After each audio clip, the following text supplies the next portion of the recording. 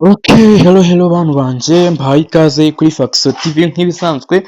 Uyu munsi tugiye kwigira hamwe uburyo ushobora kuba wahakinga interneti ya Airtel, imagine ukayishyira kuri MTN. Abantu benshi tuzi ko izi telefone za make zo muri Airtel ukoreshaho interineti ya Airtel gusa, bivuze ko waguze mega kuri MTN izo mega zagupfira ubusa ntacyo wazimaza. Uyu munsi rero nakuzaniye igisubizo cy'uburyo ushobora kuba wakoresha mega zawe ufite kuri MTN. Nimba utarakanda subscribe nkwibutse kuyikanda maze ubundi twikomereze twiryohere muri ino si y'ikoranabuhanga. Sasa rero nk'uko mubibona afite Airtel margin yanjye hano murayibona ngiyi.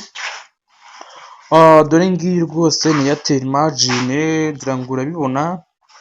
So icyo ukora ni iki rero, ndahita nza hano muri setting cyangwa se parametere bitewe n'ururimi ukoresha, mwande kuri setting. So ndahita nza hano handitse internet network and internet, makirikeho.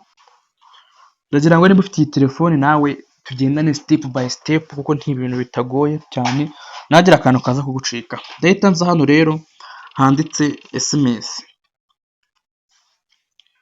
ngira ngo urabona ko hamaye simukadi ebyiri, Airtel na MTN Rwanda Cell. None ndera kugira kuko njye nshaka gukoresha mega zo kuri MTN, ndahita mbanza afata ino Airtel nikandeho. Ndahita nza hano handitse use sim makande. Ubwo sim irabivuze ite ndaba mafunze simukadi nayo yabaye nk'itari irimo, ariko kuri internet ntayirimo. Ngira ngo urabona ko hasigaye MTN yonyine noneho dore ubu ngubu. So ntangaruka hano inyuma rero dore harimo MTN yanjye mpita nyikandaho, mpita nza hano mpita fungura mobile data nyifungure.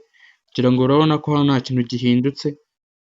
Nimara kubona ibi rero ndahita ngaruka hano kuri internet. None nigera hano kuri internet ngira ngo urabona ko bari kutwereka MTN yacu ngiyi hano. Ndahita nza nkande hano kuri aka kantu kari hano mu iguni, ngira ngo urakabona kandi handitse ngo fix connectivity. Ndahita nza ngakandeho inshuro nyinshi zisohoka. Ngira ngo nawe ibi bintu tugende tubikorana step by step uraza gusobanukirwa kandi urasanga ibi bintu birya. Connection zigarukeho, ngira ngo urabona ko ibaye connected. Ngira ngo uri kuyibona rwose ndabona, ngira ngo urabona ko nawe internet yanjye yamaze kugeraho, MTN Rwanda Cell yamaze kuba connected. Ewana cyabaye.